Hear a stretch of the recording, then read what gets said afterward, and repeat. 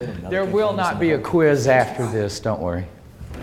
I say that because I'm a state certified educator in the state of Texas. Been an educator, and this is Sunday.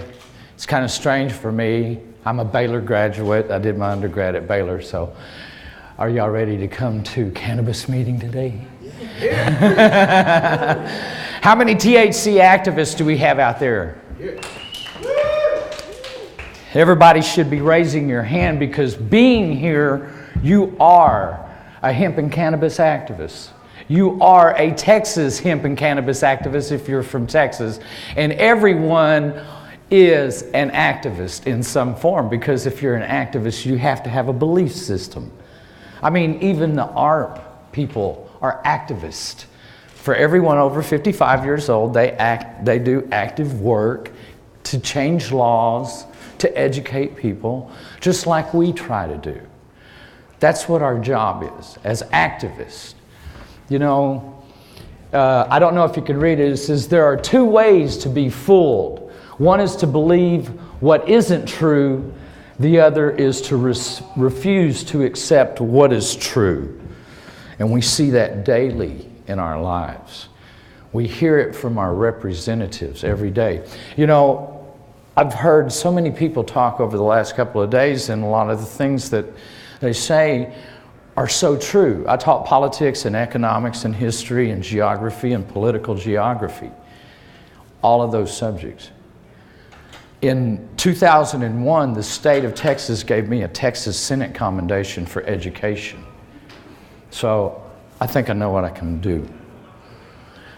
In 2004, in 2003, after 28 years of misdiagnosis, the VA finally said, no, you're a 100% disabled veteran, and you can no longer work. And I know we've had you on all these opiates all these years, but we're going to put you on the best thing we possibly can. We're going to put you on methadone. And they put me on methadone for 4 years, 3 times a day. I was popping methadone, along with about 27 other prescriptions. Quality of life went from Texas Senate Commended Educator of the Year. I was also an administrator, did my post-grad work at Tarleton State in education administration, became a certified teacher evaluator. My job was to teach people how to teach. And so now I'm 100% disabled, unemployable, service-connected disabled veteran. One of my eyes is not real, and most people try to guess which eye I'm going to wear someday. Because I have all different kinds. My doctor is really cool. He makes hey, I made you a new eye today. Wore one day, and it kind of scared people. It was solid red, had a little cannabis leaf doing this as the pupil. You know, waked and baked too hard this morning. But what is activism? Activism is being in motion, folks. It's actually moving forward in a progression movement. Activism. Everyone has activism in them. Whether it's for your religion, whether it's for your job and what you do, whether you're a musician, like, how many people know who Slightly Stupid is? Great bunch of guys. Great bunch of guys. And their activism comes out in their music. You see, I'm writing a book about all of you people. It's called THC Activist, in the plural. And I'm interviewing all these wonderful activists all over the world. And I'm putting all of their thoughts about what it takes to get this paradigm shift that we're going through all the way. It's swinging. It's swinging real hard. And we got to keep pushing it and keep pushing it and keep pushing it. It's not going to get there without our help. And so activism is movement. It's kind of like, you know, Orwell once said, and I say this a lot to people because it's so true, that during times of universal deceit, telling the truth can become a revolutionary act. And you know what I say to that? Welcome to the revolution. Because we are telling the truth. So welcome to the revolution, ladies and gentlemen. Is activism sitting on the couch, toking and kicking back? You bet your butt it is. Because you're being authoritative defiant. You really are. You may think, yeah, screw it, it's okay. Excuse my language, I'm kind of blunt. No pun intended. So, you know, I was speaking the other day and I said, I'm kind of blunt, kind of like Alan St. Pierre. I call, and it's Sunday, so I didn't want to say that. But, and I said, and there's a lot of ignorant ones down in Austin. And we keep putting them there, and we keep putting them there, and we keep putting them there. And there's people up here that are no longer with us because we didn't do our job. Ben Massell from Wisconsin, one of the biggest activists ever. They're getting a hemp law, Wisconsin, that our representatives make jokes about. Oh, you know, we're going to have to cut it up before they smoke it. It's industrial hemp, you ignorant bastard. It's industrial hemp. And another one goes, you know, maybe they'll put it in a plastic baggie or something like that whenever it's, you know, processed. It's industrial hemp, you ignorant bastard. And you know what I did? What you should have done? What other people should have done? I picked up the phone and I said, hey, you know what? I read the news this morning because I get about 16 newspapers every morning.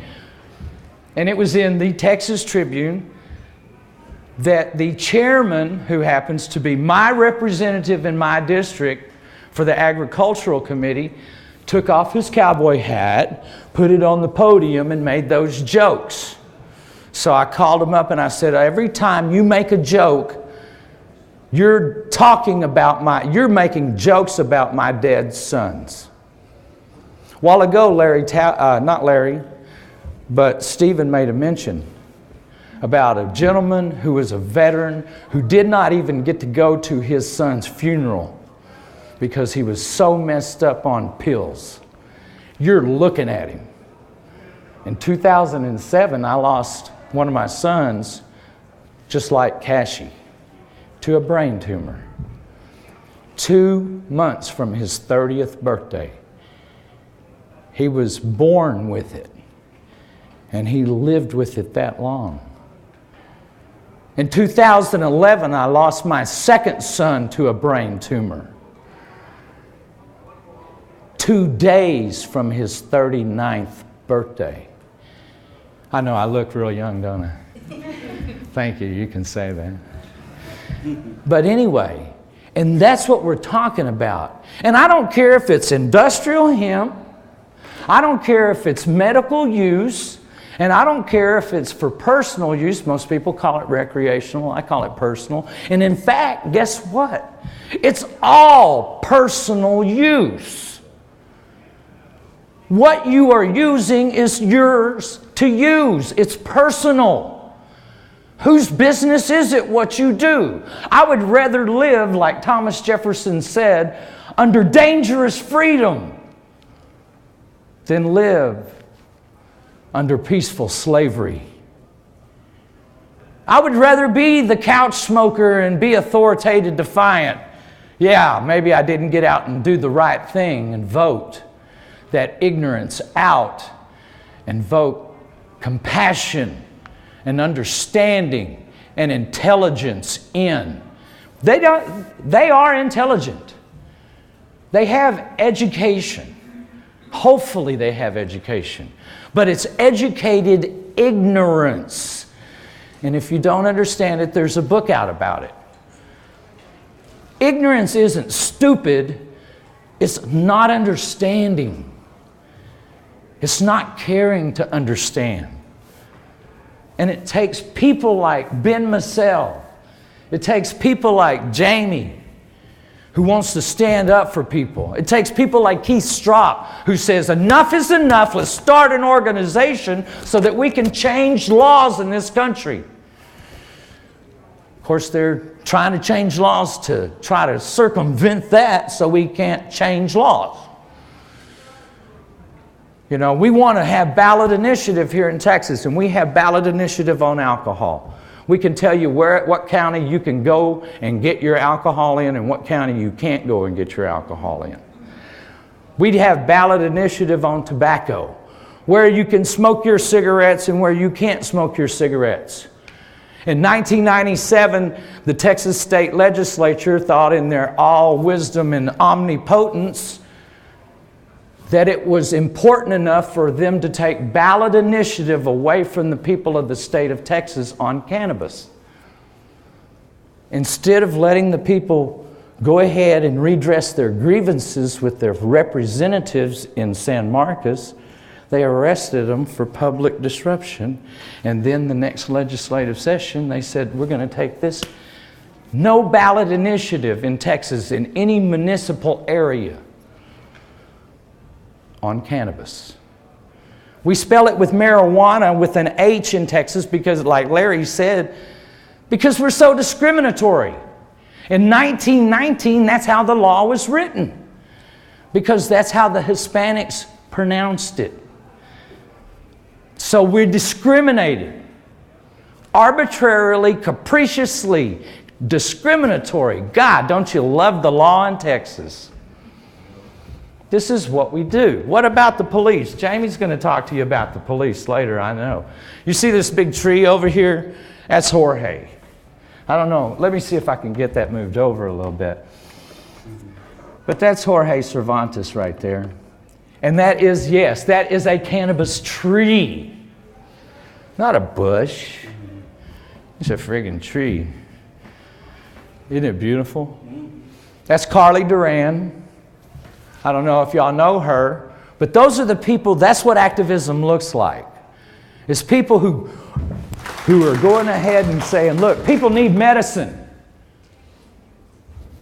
People need to go ahead and have their liberties given back to them. I'm going to help them, and I'm going to show them how to do it. It's people like Carly Duran from San Antonio NORML, who is, by the way, the High Times Freedom Fighter of the month for June. Wish she could be here today, but her daughter got out of school on Friday. Priorities. See, we still know what our priorities are. It's not just kicking back on the couch and smoking. You know, yesterday after I left, I went home to Waco so I could watch my daughter dance, who came down from Lubbock. She danced at Baylor last night. Drove up this morning because y'all are here. I needed to be here so that y'all could understand what activism is and what you can do to take it to the next level. Everybody's been telling you what to do. We've been giving you education. And that's what it looks like. It's Willie Nelson going up and using his medium to be an activist for cannabis. It's Ganja John. It's people like that. It's Carly. It's Russ. It's Keith. It's Eric. It's Sean. It's Pete. It's Jamie. It's you. It takes every one of you.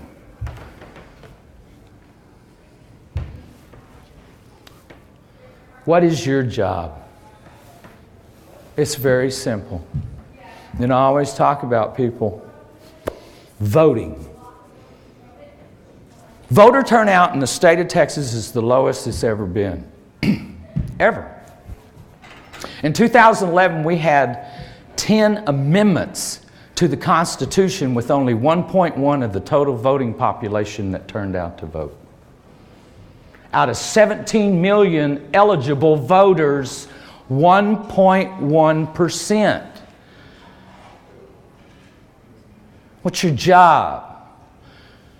You feel misrepresented, so you don't vote. Well, guess what? Some people feel represented by those idiots, and they do vote. So you end up with the status quo. The same guy that you don't like is going to get back in office, and you're still going to bitch about him. And you're going to complain about him. And you're going to do the wrong thing. Because all you're going to do is get on social media and say, isn't he a jerk? And you're going to call up your friend and you're going to go, yeah, did you hear what that asshole just said? I can't believe it. And if you see news on TV and it's a big screen, you throw your shoe at it and then you go, oh, I hope it doesn't hit it. But you don't do the right thing and pick up the phone and you call that representative and you call them on the carpet. And you say, you know what, you really messed up in the committee hearing yesterday. I saw it on video. Why are you making jokes and having that kind of decorum in legislative session? You're supposed to have some kind of decorum. You're a leader. Most of y'all probably get the same letters I get back. I will look into it, and if it, I will get back to you. No, not good enough. Phone. Right? It's over there plugged in. I have my representatives in my contacts. I have the White House on speed dial. I have every member of Congress because there's an app on your smartphone that you can put every member of Congress on your phone. And remember, when they are in a committee, every one of them represents you. You're automatically their constituent. So everyone should be calling Lois Colcourse to the Public Health Committee and saying, guess what? You need to hear the medical bill a little bit earlier in the session next year so we can get it voted on, get it to the floor, and get it through the committee and get work done. And this is how you do it. 4 easy steps. Excuse me. Besides doing all of this, like getting involved, joining like-minded organizations and stuff like that, you got to vote. You really do. If you don't, guess what? You're stuck with the status quo. Register to vote. It's real easy. First thing. I am a Texas voter registrar. I can register anybody in the state of Texas to vote. And I didn't have to go through a lot of rigmarole to do it. Just went down, swore in, yeah, I'll do this. It's that easy. Every normal chapter needs to have a voter registrar in it so that you can register new voters to vote all the time. So register to vote. Second thing is know every candidate.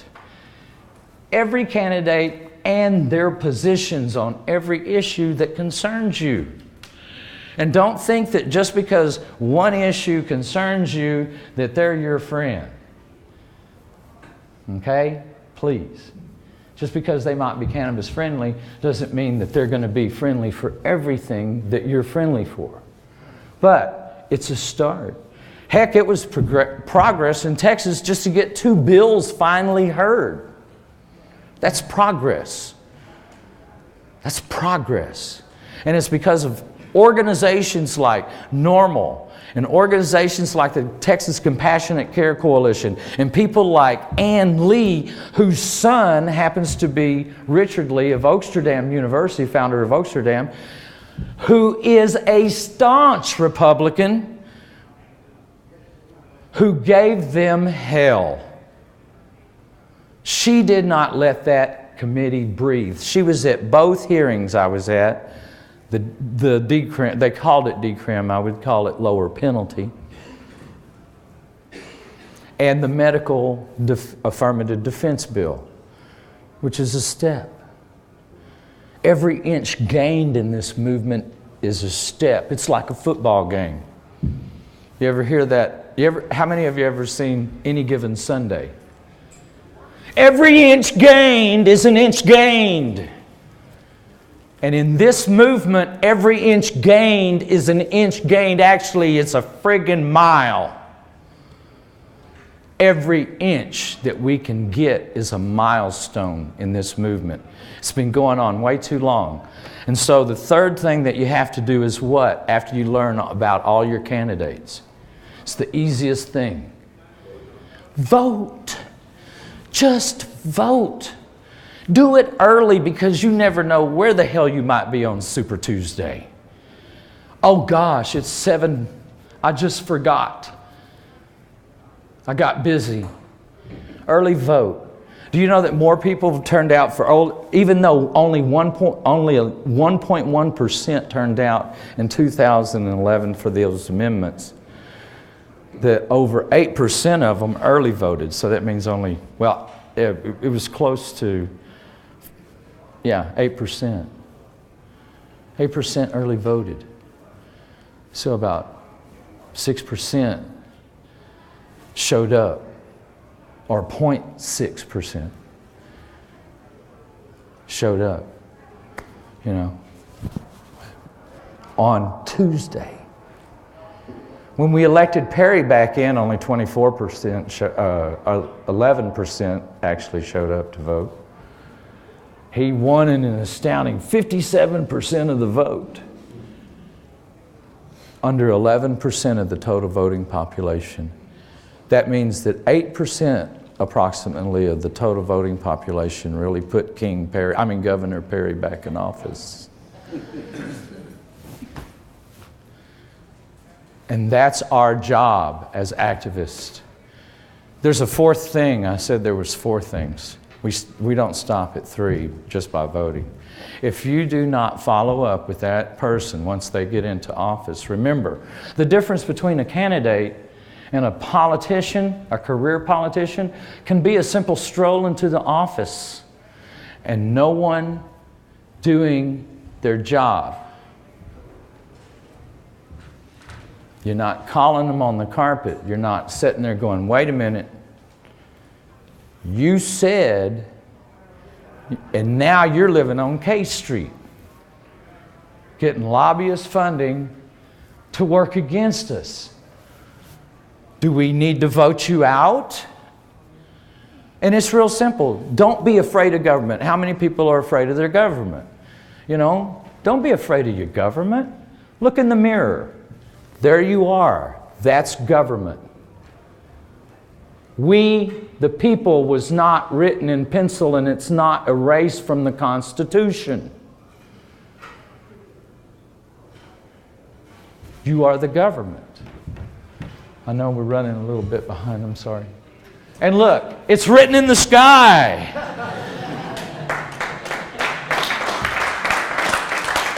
It's written in the sky. This is how we do it. We educate, and today you're getting an education. Now I told you there's no quiz here in a minute. But you're getting an education today, and you got one yesterday too. And what your job is now is to empower others with that education. We've empowered you. We've given you that ability today and yesterday to take what you have learned and use that against the rhetoric, that brick wall of rhetoric that you keep running into. Because I guarantee you, just like Orwell said, telling the truth becomes revolutionary, but it's the right thing to do. And whenever you see wrong and then you don't call it you don't call them on it, then you're not doing your job. I don't want them to think that it's only me they're hearing from, because I'm tired of them going, oh God, here comes that son of a bitch Clif again. Oh God, they really do. And, I've talked to them and they go, I'm really kind of, I'd put my name on it, but I'm worried about what my colleagues would worry. Your colleagues Your colleagues don't work, you don't work for your colleagues. You work for your constituency. You better worry about them. That's who you better worry about, is your constituency. And so we can multiply this because your ignorance is their power. And remember, complaining without action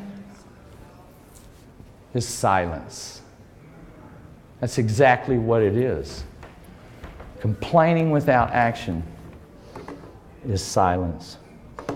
And I want to give you a little bit of something. Just a little bit. Just take a couple minutes. This is, and I want to thank our sponsors for this, but a couple of NORML chapters got together and we thought that this would be fun, and you can see Carly, she's right here. And I'm waiting for it to download, and it says it's in progress, or it says it can't. Oh, wait. Did I do that? Is it? Well, yeah, okay. Here we go. Oh, no. Did I do the wrong thing? Well, I wanted to give you a little taste of Denver, but you can do that. You can go to my Facebook page, or you can go to Carly's page, or you can just pull it up on YouTube.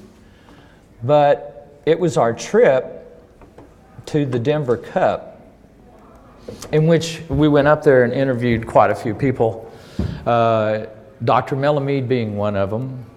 And I think one of the greatest things he ever said was this: why do we have 300 processes to make a pill when all we got to do is plant a seed? It's as simple as that. Why do we have 300 processes to make a pill when all we have to do is plant a seed? And that's all you have to do. The seed of knowledge can never be taken away. It can't be chopped down. It could be knocked out of your brain every once in a while. But they can't, whenever you're arrested, they can't take that away from you. They can take away your voting right if you're, arrested for the wrong reasons. But knowledge is power, and that's something they cannot take away from you, is your ability to think, your ability to look up information. The big lie versus the little lie now is out of the picture because of technology. The big lie started in 1937 and it's been going on since. The little lies like Watergate, Monica Lewinsky, the IRS scandal. We have instant messaging, everything, technology. Put it in the computer and all of a sudden the whole world's in front of you nowadays. Use that ability to gain knowledge. Research engine, cannabis, and anything else. Pain, MS, recreational use, and like I said, I call it personal, but everybody uses it for a personal reason, so I don't discriminate, because I use it medically. And by the way, if my orthopedic surgeon saw me do this, he'd kick my ass. There you go. In 2009, Keith, I could not even walk without a cane, could I? In 2005, they found 5 percussive brain lesions on the right side of my brain. They give me intractable pain. That's why they put me on the methadone. They finally figured out what was wrong. My last MRIs, they're disappearing because of medical cannabis.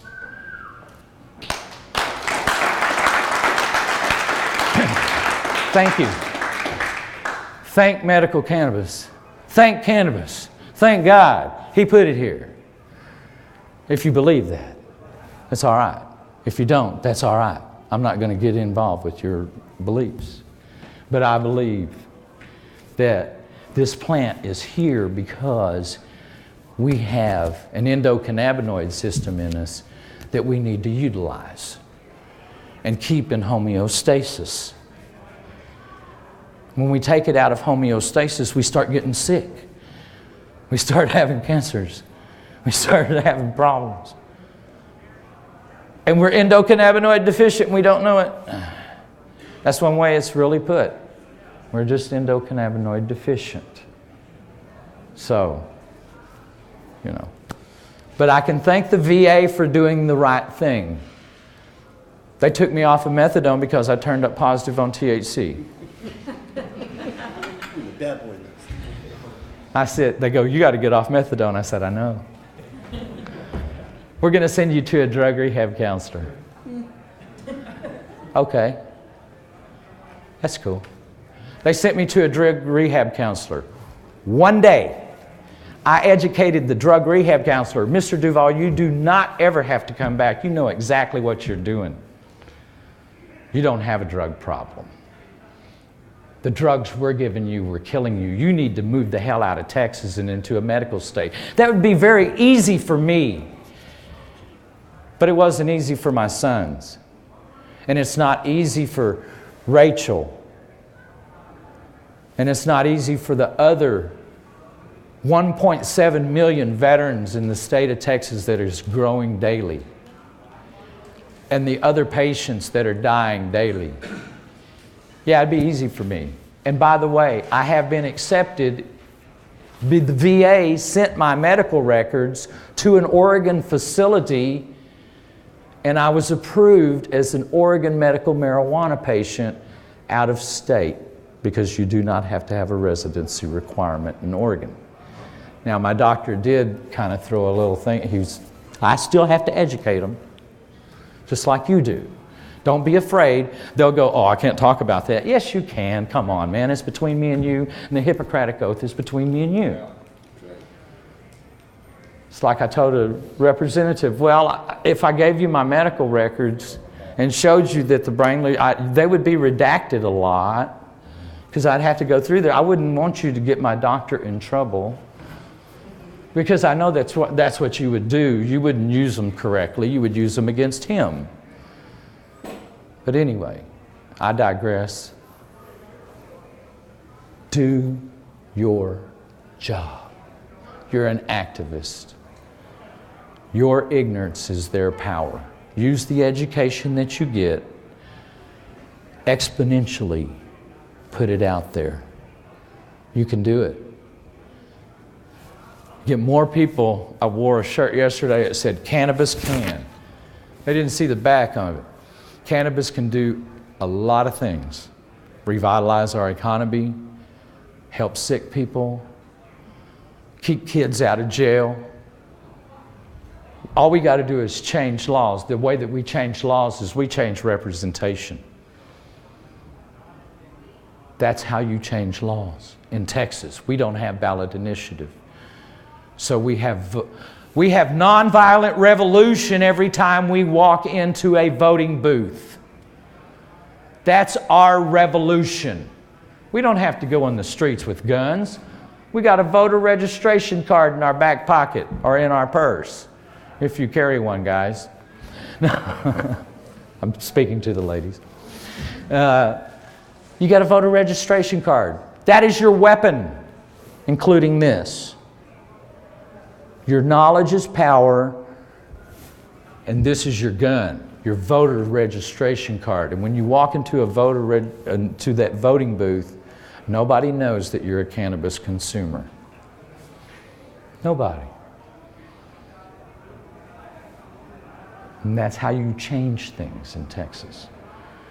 You don't like the representation? Don't say, I'm giving up. Change representation. Don't let them keep misrepresenting you, and you keep paying that amount of money, like Larry was showing you, on tax dollars.